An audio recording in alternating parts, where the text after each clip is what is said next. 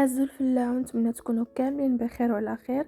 بما انه عجبتكم سلسلة ديال تحليات رمضانية صحية وبلا سكر، اليوم جبت لكم تحلية مختلفة وبسيطة بزاف، كتجي دافئة كريمية ومناسبة للفطور الشتوي ولا تحلية خفيفة.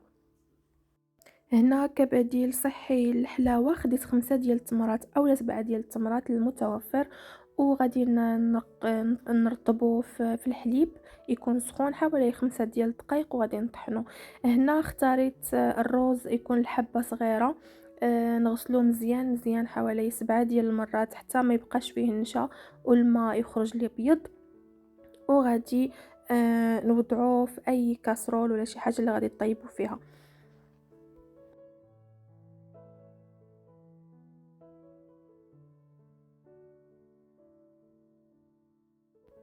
غادي نحتاجو 4 ديال الكؤوس ديال الماء.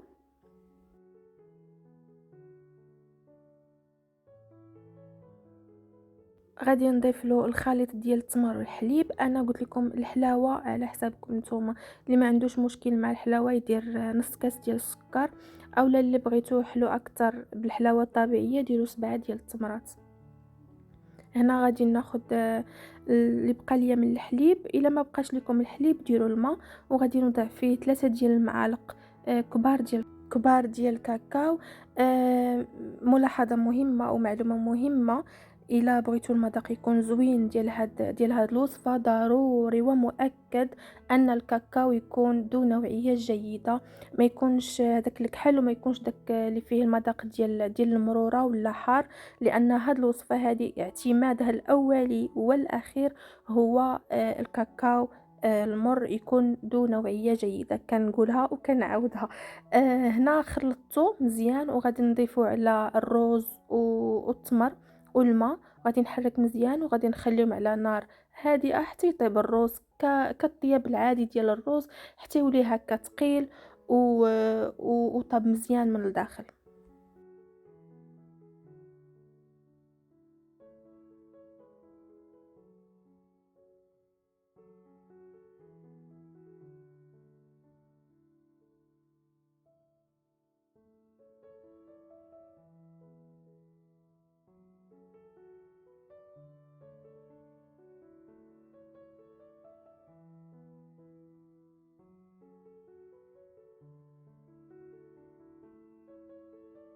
من مور ما طاب ليا الروز، هذا هو القوام وهذا هو الشكل ديالو.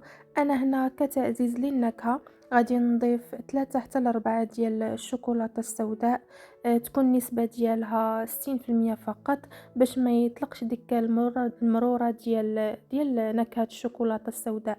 غادي نحرك مزيان وغادي نقدمهم في الكؤوس ديال التقديم.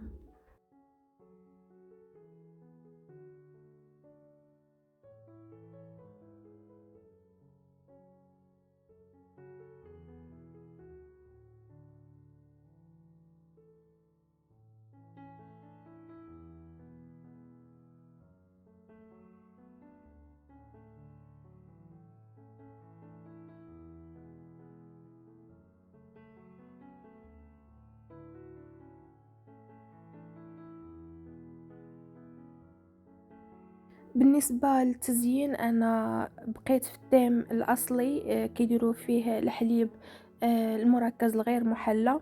نتوما بالنسبة لكم ديروا أي حاجة كتفضلوها والتزيين كيبقى اختياري.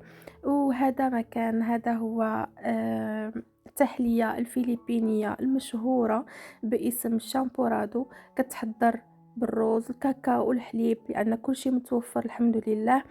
درتها معكم صحية غنية بالفيتامينات والمعادن، غادي تبغيوها وغادي تعتمدوها إن شاء الله في رمضان، وغادي يبغيوها وليداتكم. بسلامة.